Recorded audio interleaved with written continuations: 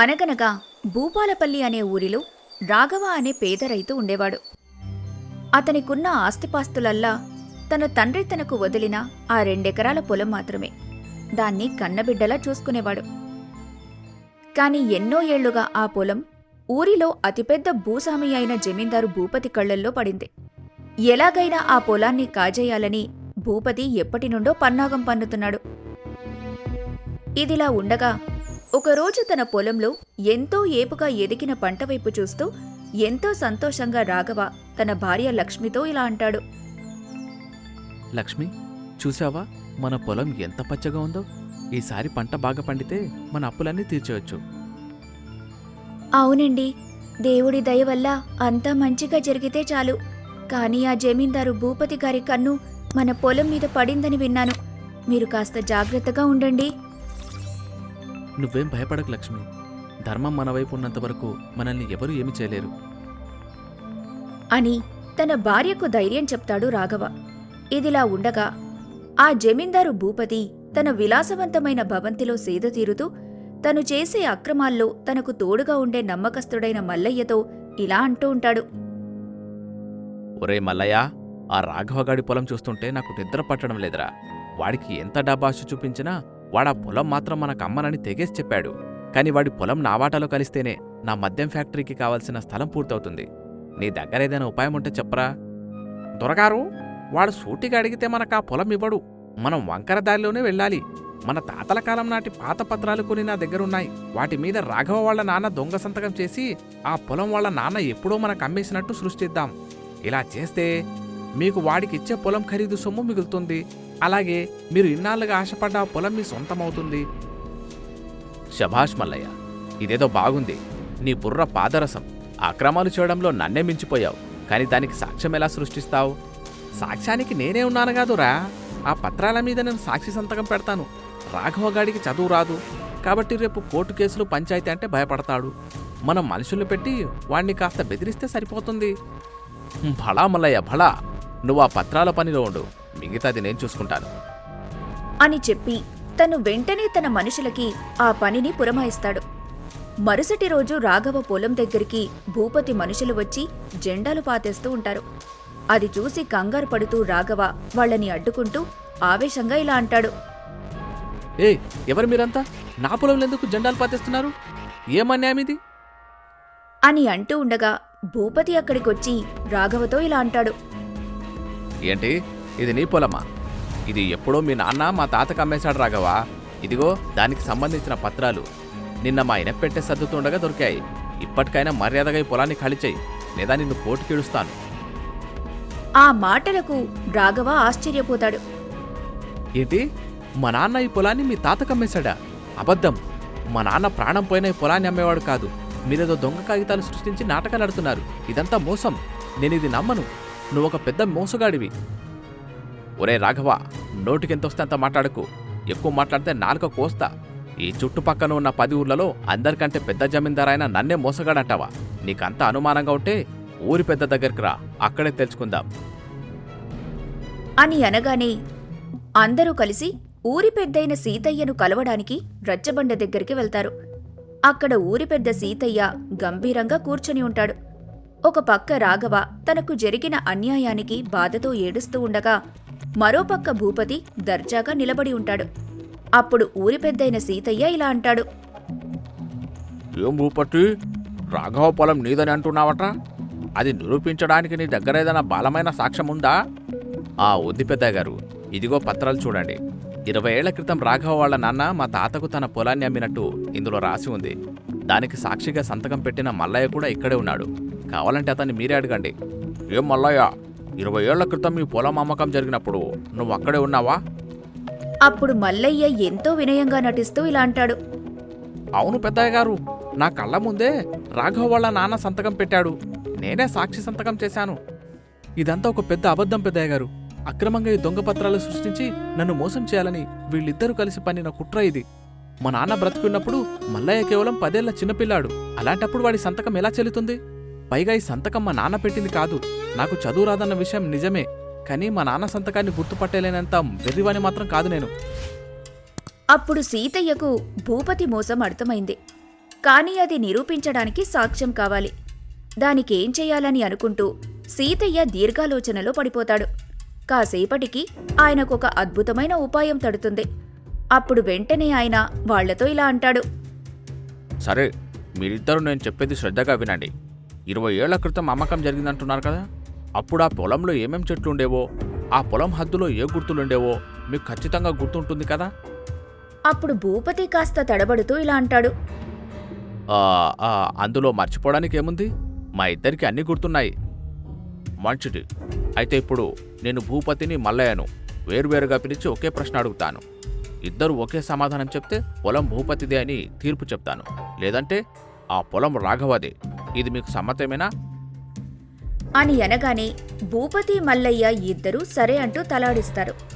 అప్పుడు సీతయ్య ముందుగా మల్లయ్యను ఒక గదిలోకి పిలుస్తాడు. భూపతి బయట తనని ఏ ప్రశ్న అడుగుతారో, దానికతను ఏ సమాధానం చెబుతాడో అంటూ కంగారు పడుతూ ఆతృతగా ఎదురు చూస్తూ ఉంటాడు. అప్పుడు గదిలో సీతయ్య మల్లయ్యతో ఇలా అంటాడు. చూడు మల్లయ్య, నువ్వు ఆ రోజు అక్కడే ఉన్నావన్నావు కదా. ఆ పొలం అమ్మకం జరిగినప్పుడు ఆ పొలం మధ్యలో ఒక పెద్ద చెట్టు ఉండేదని విన్నాను. అది ఏ చెట్టు? సరిగా చెప్పు.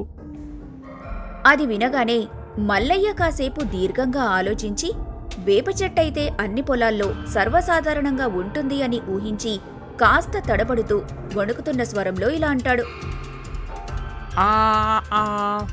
అవును పెద్దగారు, చెట్టు ఉంది. అదొక పెద్ద వేప చెట్టు. అవును పెద్దగారు, అది ఖచ్చితంగా ఒక పెద్ద వేప చెట్టే. దాని కిందే నేను ఆ పత్రాలపై సాక్షి సంతకం పెట్టాను. సరే, నువ్వు బయట ఉండు. నేను చెప్పేంత వరకు ఎవరితోనూ మాట్లాడకు అని చెప్పి మల్లయ్యను బయటికి పంపిస్తాడు. ఆ తరువాత సీతయ్య భూపతిని లోపలికి పిలుస్తాడు. అప్పుడు ఏ ప్రశ్న అడుగుతాడో, ఏం సమాధానం చెప్పాల్సి వస్తుందో అని కంగారు పడుతూ లోపటికొచ్చిన భూపతితో ఇలా అంటాడు సీతయ్య. భూపతి గారు, మీ సాక్షి మల్లయ్య ఆ రోజు పొలం మధ్యలో ఒక చెట్టు ఉందని చెప్పాడు. అది ఏ చెట్టో మీరు చెప్తే మీ మాట నిజమని నమ్ముతాను, లేదంటే ఆ పొలాన్ని రాఘవదే అని నిర్ధారించాల్సి వస్తుంది. అప్పుడు కంగారు పడుతూ భూపతి మనసులో ఇలా అనుకుంటాడు. వీడు ఏ చెట్టు చెప్పాడో, వేప అని చెప్పి ఉంటాడా, లేక రావే అని చెప్పాడా? రాఘవగాడి పొలంలో అసలు చెట్టే లేదు కదా. కానీ 20 ఏళ్ల క్రితం ఉండేదేమో. మల్లయ్య ఏదో ఒకటి చెప్పింటాడు, నేను అదే చెప్పాలి అని అనుకుంటూ తడబడుతూ సీతయ్యతో ఇలా అంటాడు. అది పెద్దగారు, అదొక పెద్ద చింత చెట్టు. అవును, చింత చెట్టు. 20 ఏళ్ల క్రితం మా తాతయ్య రాఘవ వాళ్ళ నాన్న దగ్గర పొలం కొట్టున్నప్పుడు నేను మల్లయ్య ఇద్దరం అక్కడే దాని కింద కూర్చున్నాం. ఓహో, చింత చెట్టా? ఖచ్చితంగా అది చింత చెట్టే కదా? అవును, ఖచ్చితంగా అది 100కి 100 పాళ్ళు చింత చెట్టే పెద్దయ్య గారు. నేను చెప్పేది నిజం, నన్ను నమ్మండి అని అనగానే సీతయ్య గదిలో నుంచి బయటకొచ్చి ఆ ఇద్దరిని రచ్చబండ దగ్గరికి పిలుస్తాడు. ఊరి జనమంతా చూస్తూ ఉండగా వారి ముందు ఇలా తీర్పు చెప్తాడు సీతయ్య. గ్రామస్తులారా వినండి. 20 ఏళ్ల క్రితం జరిగిన ఒప్పందం గురించి నేను సాక్ష్యాన్ని అడిగాను. సాక్షి మల్లయ్య ఏమో ఆ పొలంలో వేప చెట్టు ఉందన్నాడు, యజమాని భూపతేమో చింత చెట్టు ఉందన్నాడు. ఆ మాటలు విని అక్కడున్న జనమందరూ పగలబడి నవ్వుతారు. అప్పుడు సీతయ్య గ్రామస్తులతో ఇలా అంటాడు. కానీ అసలు నిజమేంటంటే, రాఘవ తండ్రి ఆ పొలాన్ని కొన్నప్పుడే అందులో ఎలాంటి చెట్టు లేదు. అది పూర్తిగా మైదానం. రాఘవ నేను చిన్నప్పుడు అక్కడ కర్రబిల్ల ఆడేవాళ్ళం. అక్కడ చెట్టే లేనప్పుడు వీళ్ళు ఏ చెట్టు కింద కూర్చొని సంతకాలు పెట్టారు? ఆ మాటలు వినగానే భూపతి తను చేసిన మోసం బయటపడిపోయిందని సిగ్గుతో తలదించుకుంటాడు. తను చేసిన తప్పుకు ఏ శిక్ష పడుతుందో అని మల్లయ్య కంగారు పడుతూ ఉంటాడు. అప్పుడు సీతయ్య ఇలా అంటాడు. ఒక అబద్ధాన్ని కప్పిపుచ్చడానికి మరో అబద్ధం ఆడి దొరికిపోయారు వీరిద్దరూ. మల్లయ్య చెప్పిన దొంగ సాక్ష్యం, భూపతి దురాశ ఇక్కడితో చెల్లవు. ఆ పత్రాలు నకిలీవి. రాఘవ పొలం రాఘవదే. అప్పుడు రాఘవ ఆనందంతో సీతయ్యకు కృతజ్ఞతలు చెప్పుకుంటూ ఇలా అంటాడు. పెద్దయ్య గారు, ఈరోజు మీ దయ వలన నా పొలం నాకు దక్కింది. మీరు చేసిన ఈ మేలుకి నేను మీకు ఆజన్మాంతం రుణపడి ఉంటాను. కానీ నన్ను ఇంత మోసం చేయాలని చూసిన వీళ్ళిద్దరిని మాత్రం వదిలిపెట్టకండి. మళ్ళీ వీళ్ళకి ఇలాంటి పాడ ఆలోచన రాకుండా ఉండాలంటే దయచేసి వీరికి కఠిన శిక్ష విధించండి. భూపతి, ఇంకోసారి పేదవారి పొలాల మీద కన్నేస్తే నిన్ను, నీ కుటుంబాన్ని, నీకు సహాయపడిన ప్రతి ఒక్కరిని ఊరి నుండి బహిష్కరిస్తాం. జాగ్రత్త. ఇక నుంచైనా ఇలాంటి పాడుబుద్ధిని విడిచిపెట్టి 10 మందికి ఉపయోగపడే పని చేసి ఇన్నాళ్ళ నుంచి నువ్వు కూడగట్టుకున్న పాపపు మూట బరువు కాస్త దించుకో. అందుకు తొలి అడుగుగా రాఘవ పొలానికి అయ్యే పెట్టుబడంతా నువ్వే భరించాలి. ఇదే నా తీర్పు మరియు నీకు విధించిన శిక్ష అని అంటూ సీతయ్య తన తీర్పుని ప్రకటిస్తాడు. అది విన్న భూపతి మల్లయ్య ఆ శిక్షకు అంగీకరించి ఎవ్వరికీ మొహం చూపించలేక అవమానంతో అక్కడ్నుండి వెళ్ళిపోతారు. సీతయ్య ఎంతో తెలివితో వచ్చిన సమస్య నుండి అతన్ని కాపాడినందుకు మరియు భూపతికి తగిన శాస్తి చేసినందుకు జనమంతా సీతయ్యను ఎంతగానో మెచ్చుకుంటారు. ఊరి పెద్ద సీతయ్య తీర్పు ప్రకారం భూపతి దగ్గర్నుంచి నష్టపరిహారంగా పొందిన సొమ్ముతో రాఘవ మళ్లీ తన పొలంలో ఆనందంగా పనిచేస్తూ ఉంటాడు. మోసం ఎప్పుడూ గెలవదు. అబద్ధం చెప్పేవాడు ఏదో ఒక చోట తడబడక తప్పదు. నిజాయితీ ధర్మం ముందు ఎంతటి బలవంతుడైనా తలవంచాల్సిందే.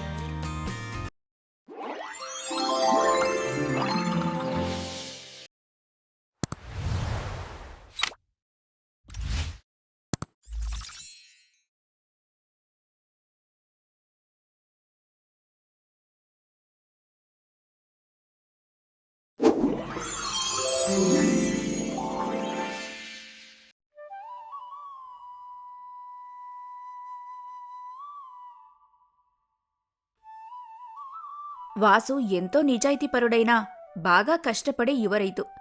ఇక రవి విషయానికి వస్తే తను పెద్ద సోమరి, తొందరగా ధనవంతుడు కావాలని ఆశపడే వ్యక్తి. ప్రతిరోజులాగే సూర్యుడు మెల్లగా ఉదయిస్తున్నాడు.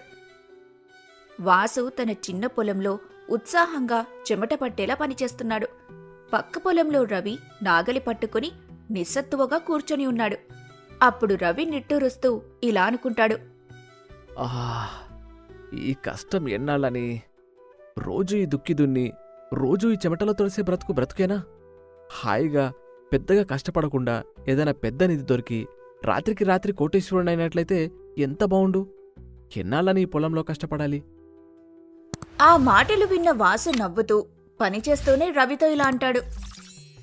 ఏంట్రా రవి, పొద్దున్నే మొదలెట్టావా గాల్లో మేడలు కట్టడం? కష్టం చేస్తేనే కదా పంట పండేది. మన చేతి చలవే కదా ఈ భూమికి జీవం పోసేది. నీకేంటి, నువ్వెంతైనా చెప్తావు వాసు. నువ్వు ఈ జన్మకి ఇలానే కష్టపడుతూ ఉండు. నాకైతే ఈ కష్టానికి ఒక ముగింపు పలకాలనుంది. ఎవరైనా వచ్చి నాకు గుప్తనిధి చూపిస్తే బాగుండు. అప్పుడు వాసు తను చేస్తున్న పని ఆపి రవితో ఇలా అంటాడు. గుప్తనిధులా? అలాంటి అత్యాశ మంచిది కాదు రవి. మన దగ్గరున్న కొద్దిపాటి భూమిని జాగ్రత్తగా చూసుకుంటే 4 కాలాల పాటు హాయిగా బతకొచ్చు. నాకు నా భార్య లక్ష్మికి జీవితం చాలు. ఆ మాటలకు వ్యంగ్యంగా నవ్వి రవి వాసుతో, నీకు నీ భార్య నీతులు చెప్తే నా భార్య నాకు లేనిపోని నిధులాశలు రేపి రోజు గోల పెడుతుంది. సరేలే, నువ్వు నీ పొలాన్ని పండించుకో, నేను ఈ సోమరితనాన్ని ఆస్వాదిస్తా అని చెప్పి రవి అక్కడ్నుంచి లేచి నిరాశగా అక్కడ్నుంచి వెళ్ళిపోతాడు. వాసు నవ్వుతూ మళ్లీ తన పనిలో మునిగిపోతాడు. అలా వెళ్లిన రవి ఆ ఊరి దేవాలయం పక్కనున్న మండపంలో కూర్చొని ఏదో ఆలోచిస్తూ ఉండగా ఒక వృద్ధ సాధువు అతని దగ్గరికొస్తాడు. సాధువు ముఖంపై ఒక తేజస్సు ఉంటుంది. అతని చేతిలో మెరుస్తున్న ఒక చిన్న మణి ఉంటుంది. ఆ సాధువు రవిని చూసి మెల్లగా ఇలా అంటాడు. నాయనా, ఎందుకంత నిస్సత్తువగా కూర్చుని ఉన్నావు? నీ ఆలోచనల్లో ఏదో పెద్ద కోరిక దాగి ఉన్నట్లుంది. ఆ మాటలకు ఆశ్చర్యంగా సాధువు వైపు చూసి రవి ఇలా అంటాడు. స్వామి, మీరెవరు? నా మనసులోని మాట మీకు ఎలా తెలిసింది? కష్టపడకుండా ధనవంతుడు కావాలనేది నా కోరిక. ప్రతిరోజు గాడిదల పనిచేసే జీవితం నాకు విసుగొచ్చేసింది. కోరికలు ఉండటం తప్పు కాదు నాయనా, కానీ అత్యాశ ఉంటేనే సమస్య. నీకు అదృష్టం కలిసొచ్చింది. ఇదిగో ఈ మాయామణిని తీసుకో అని చెప్పి సాధువు తన చేతిలోని మెరిసే మణిని రవికి ఇస్తాడు. అప్పుడు రవి ఆశ్చర్యంతో తన కళ్ళు పెద్దవి చేసుకుని ఆ మణిని చూస్తూ ఇలా అంటాడు. దీన్ని మాయామణి అంటారా? ఇదేం చేస్తుంది స్వామి? ఈ మణి నీకు 2 కోరికలు తీర్చగలదు. మొదటి కోరిక చాలా శక్తివంతమైనది. ఏది కోరుకున్నా క్షణంలో నీ ముందుంటుంది. కాని గుర్తుంచుకో, అత్యాశతో కూడిన ఏ కోరికనైనా కోరుకుంటే దానికి తగిన మూల్యం చెల్లించక తప్పదు. రెండో కోరిక మొదటిదాన్ని ఫలితాన్ని మార్చగలదు. వివేకంతో ఉపయోగించుకో. అది వినగానే రవి తన చేతిలో మణిని ఆత్రంగా పట్టుకుని ఆశ్చర్యం, సంతోషం మరియు కంగారు పడుతూ, అవునా స్వామి, ధన్యవాదాలు స్వామి. మీకేమిచ్చి రుణం తీర్చుకోను స్వామి. దేవుడే నా కష్టాన్ని చూసి మీ రూపంలో నాకు సాయం చేయడానికి ఈ మనీని నా వద్దకు పంపించాడు. దీనిని ఉపయోగించి నేను నా కష్టాలని తీరిపోయే గొప్ప కోరిక కోరుకుంటాను. అలాగే నాయనా, కానీ నా హెచ్చరిక గుర్తుంచుకో, సుఖంగా ఉండు. అలాగే స్వామి అని అంటూ తన 2 చేతులతో తల వంచి ఆ సాధువుకు నమస్కరిస్తాడు. తను తల ఎత్తి చూసేసరికి ఆ సాధువు అక్కడ్నుంచి మాయమైనట్లుగా ఎటో వెళ్ళిపోతాడు. అప్పుడు రవి అటూ ఇటూ చూసి పోతే పోయాడులే అనుకొని తన చేతిలో ఉన్న మణిని చూసి సంబరపడిపోతాడు. ఇంతలో రాత్రి కావస్తుంది. అప్పుడు రవి ఇంట్లోకి పరిగెత్తుకుంటూ వచ్చి తలుపు వేసి మణిని చూస్తూ ఎంతో ఆనందంతో నవ్వుతాడు. అది చూసి అతని భార్య సురేఖ రవి వంక ఆశ్చర్యంగా చూస్తుంది. అప్పుడు రవి సంతోషం పట్టలేక ఎంతో ఉత్సాహంగా తనతో ఇలా అంటాడు. సురేఖ, మన అదృష్టం పండింది. ఇక ఈ దరిద్రమైన జీవితం చాలు. ఇక నుండి మనం ప్రపంచంలోనే అత్యంత ధనవంతులం కాబోతున్నాం. ఏమైంది మీకు? మీకేదైనా పీడకల వచ్చిందా? లేదా మద్యం మత్తులో మాట్లాడుతున్నారా? ఆపుని సోది. ఇది చూడు, ఈ మాయామణి నాకు ఇప్పుడే ఒక స్వామి ఇచ్చారు. ఈ మణి మనకు 2 కోరికలు తీరుస్తుందట. నేనిప్పుడే నా మొదటి కోరిక కోరుకోబోతున్నా. అలా రవి ప్రవర్తన చూసి సురేఖ కంగారు పడుతూ భయంతో, ఏంటో నాకు భయంగా ఉందండి. ఆ సాధువు దీన్ని ఎలా వాడాలో చెప్పారా? మీకు ఏదైనా హెచ్చరిక ఇచ్చారా? చెప్పాళ్లే, ఏదో అత్యాశ పడొద్దని. అయినా ఇప్పుడు అదంతా ముఖ్యం కాదు. దానికి నేను భయపడను. కష్టపడకుండా దొరికే దానికంటే అత్యాశ ఏముంటుంది? అలా అని ఇప్పుడు మనం కోరిక కోరుకోవడం మానుకుంటావా ఏంటి? నీకేం తెలీదు, నువ్వు అలా చూస్తూ ఉండు. నేనిప్పుడే ఈ మణి మహత్యమేంటో తేలుస్తా అని అంటూ రవి మణిని తన చేతిలో పట్టుకుని కళ్ళు మూసుకుంటాడు. ఆ తర్వాత గట్టిగా ఇలా కోరుకుంటాడు. ఓ మాయామణి, నాకు వెంటనే ఈ నిమిషంలోనే అంతులేని బంగారు నాణాలతో నిండిన ఒక పర్వతాన్ని ప్రసాదించు అని అనగానే ఒక్కసారిగా పెద్ద శబ్దంతో వారి ఇంటి వెనుక పెరట్లో ఒక గోడ కూలి లోపలికి బంగారు నాణాలతో నిండిన దగదగా మెరుస్తున్న ఒక భారీ పర్వతం కనబడుతుంది. అది చూసిన సురేఖ ఆశ్చర్యంతో, అబ్బా, ఎంత బంగారం! ఇది నేను నమ్మలేకపోతున్నాను. చూశావా, ఇక మనకు తిరుగులేదు. నేను మహారాజును. సరిగ్గా అదే సమయంలో ఒక వింతైన గంభీరమైన గొంతు ఎక్కడి నుండో వినబడుతుంది. అది కేవలం రవి చెవిలో మాత్రమే వినబడుతున్నట్లుగా ఉంటుంది. జాగ్రత్త, జాగ్రత్త! దొంగలు వస్తున్నారు. నీ బంగారం దొంగిలించడానికి వస్తున్నారు. పారిపో, దాక్కో, లేదా వాళ్ళు నిన్ను నీ భార్యని చంపేసి ఆ బంగారాన్ని దోచుకుని వెళ్తారు. అప్పుడు రవి తన చెవుల్లో వేలు పెట్టుకుని తడుముకుంటూ తన భార్య ఎంత అరుస్తున్నా పట్టించుకోకుండా అటూ ఇటూ పిచ్చి చూపులు చూస్తూ తనలో తనే ఇలా అనుకుంటాడు. ఏంటి ఈ గొంతెవరిది? ఎక్కడి నుంచి వస్తుంది? ఎవరు మాట్లాడింది? మీకేమైందండి? మీరు ఎవరితో మాట్లాడుతున్నారు? ఇక్కడ ఇంకెవరూ లేరు కదండి. మీరు ఎవరితో మాట్లాడుతున్నారు? ఏంటి ఆ గొంతు నువ్వు వినలేదా? నీకేమీ వినబడలేదా? దొంగలొస్తున్నారట మన బంగారం దొంగిలించడానికి. ఇది నా బంగారం. దీన్ని నేను ఎవరికి ఇవ్వను అంటూ పిచ్చి పిచ్చిగా అరుస్తూ ఆ బంగారు పర్వతాన్ని గట్టిగా పట్టుకుంటాడు. అది చూసిన సురేఖ ఏం చెయ్యాలో పాలుపోక అలాగే ఇంట్లో ఒక మూలన కూర్చుండిపోతుంది. బంగారం పర్వతం రవి ఇంట్లోనే ఉంటుంది. కాని రవి ముఖంలో భయం, కళ్లల్లో నిద్రలేమి స్పష్టంగా కనపడుతోంది. విరామం లేకుండా అతనికి మాత్రమే ఆ గంభీరమైన గొంతు వినబడుతూ తనకి హెచ్చరికలు ఇస్తూ ఉంటుంది. వింటున్నావా ఆ అడుగుల చప్పుడు? ఆ దొంగలు తలుపు దగ్గరే ఉన్నారు. వెంటనే తలుపులకు బలమైన తాళాలు వేయి, లేకపోతే నీ సంపదలను కోల్పోతావు. ఆపండి, ఆపండి ఆ శబ్దం! ఎవరు మీరు? నేను తలుపులు వేశాను, ఎవరు లేరు. ఏవండి, దయచేసి కాస్త ప్రశాంతంగా ఉండండి. ఎవ్వరూ రాలేదు.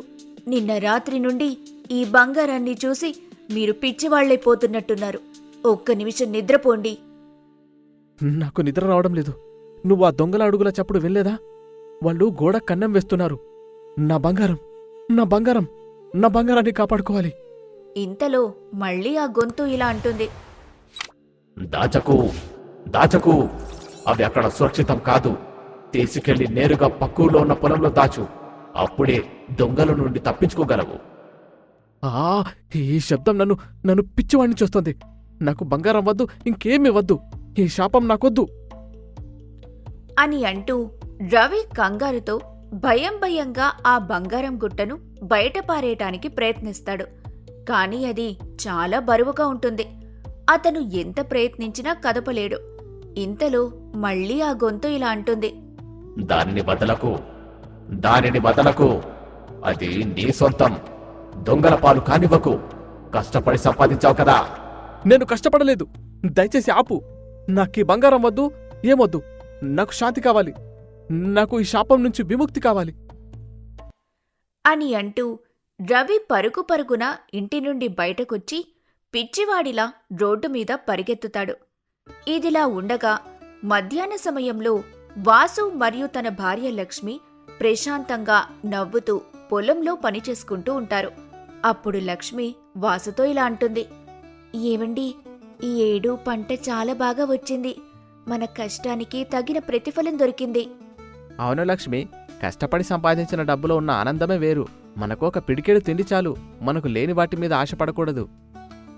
సరిగ్గా అప్పుడే రవి పిచ్చివాడిలా అరుస్తూ దుమ్ము కొట్టుకుని ఉన్న బట్టలతో కళ్ల కింద నల్లని చారలతో పరిగెత్తుకుంటూ వాసు దగ్గరకొచ్చి అతనితో ఇలా అంటాడు. ఒరే వాసు, వాసు, నన్ను కాపాడు. దయచేసి నన్ను కాపాడరా. అరే రవి, ఏమైందిరా నీకు? ఎందుకంతలా కంగారు పడుతున్నావు, ఆయాసపడుతున్నావు? చూస్తుంటే ఒంట్లో కూడా సరిగ్గా ఉన్నట్టు లేదు. ఎందుకురా ఇంతలా మారిపోయావు? ఏదన్నా జబ్బు చేసిందా? దొంగలు దొంగలు నా వెంట పడుతున్నారా?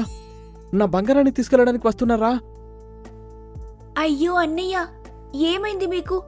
అయినా మీ దగ్గర బంగారం ఎక్కడిది? మీరేదో పీడకలు కంటున్నట్టున్నారు.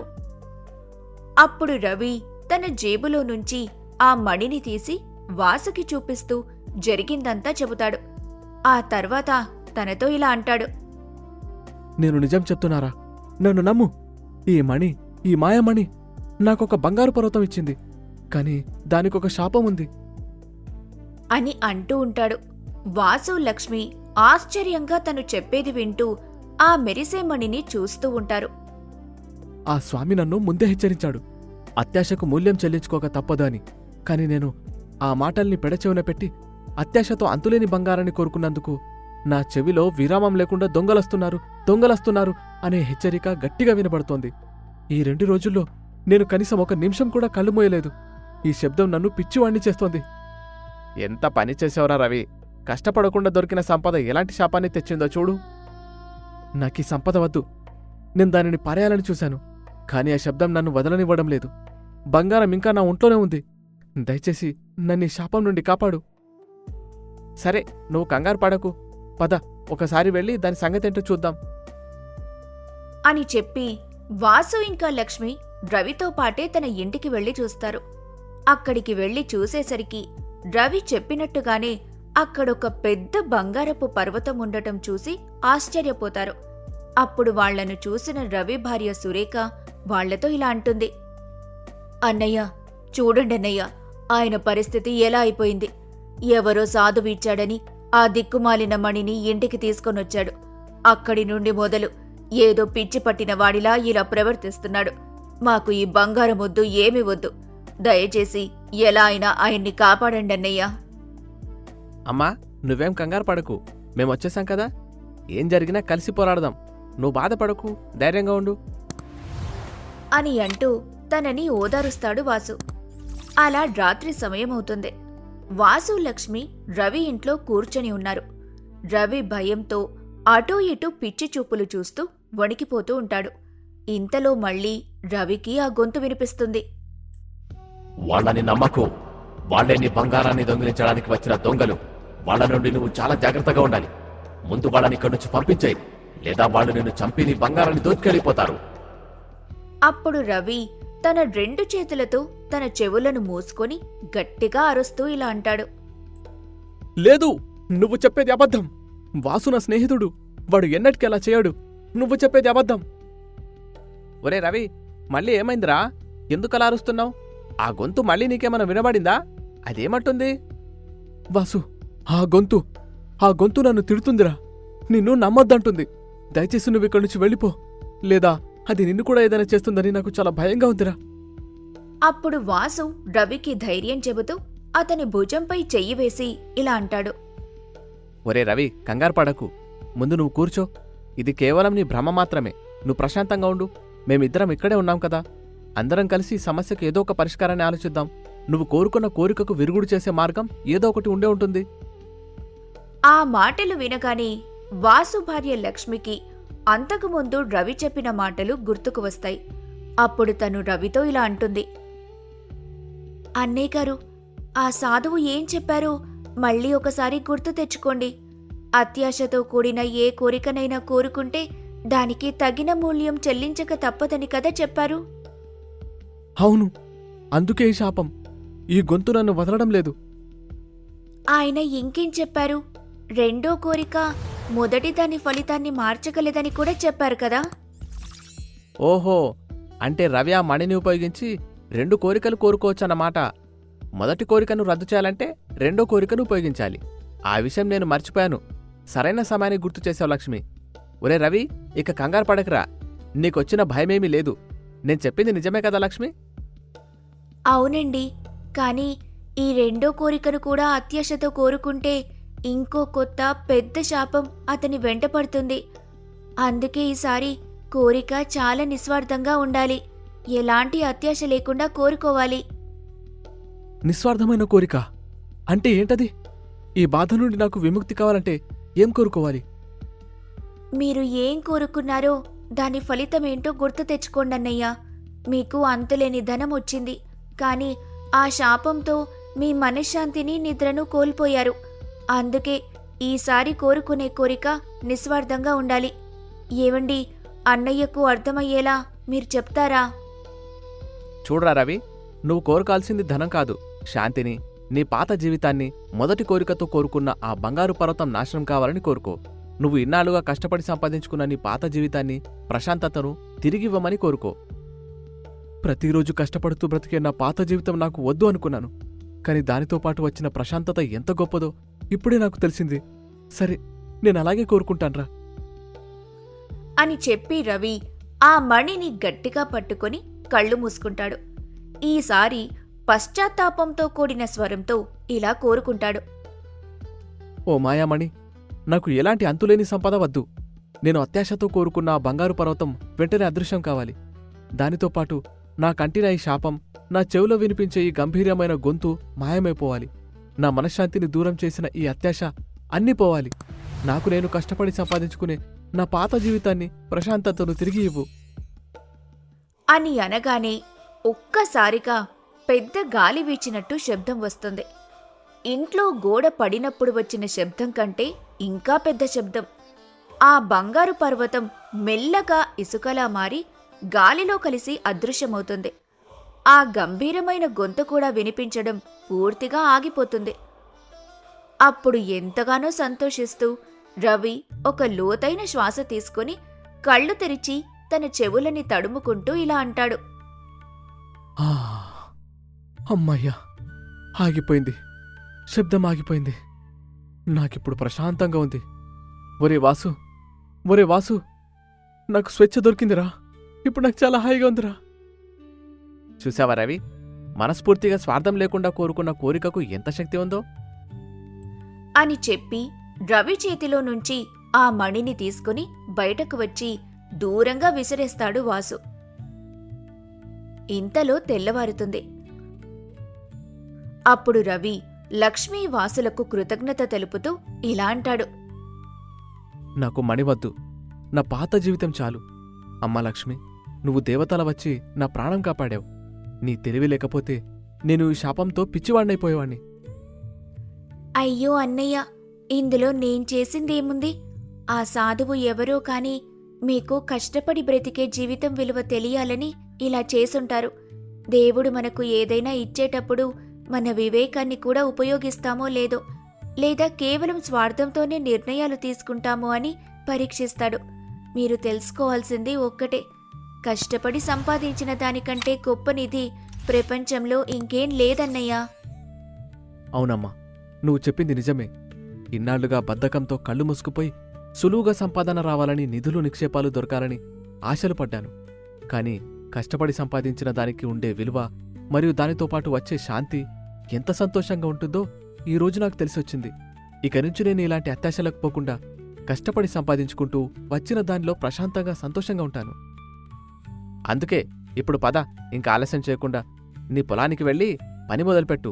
మనమిద్దరం స్నేహంగా కలిసి కష్టపడదాం. ఏంటి ఇప్పుడా? ఒరేయ్, నీకు దండం పెడతాన్రా. ఆ గొంతు వల్ల 2 రోజుల నుంచి నా కంటికి నిద్ర కరువైపోయింది. నన్ను ఒక్కరోజు వదిలిపెట్టరా బాబు. నీకు దండం పెడతాను. రేపటినుంచి నీ పొలంలోని ఎద్దు కంటే ఎక్కువ కష్టపడతాను, సరేనా? మొత్తానికి నువ్వు ఒక ఎద్దు అని ఒప్పుకున్నావు, అదే నాకు సంతోషం అని అనగానే అక్కడున్న వాళ్ళంతా అందరూ నవ్వుకుంటారు.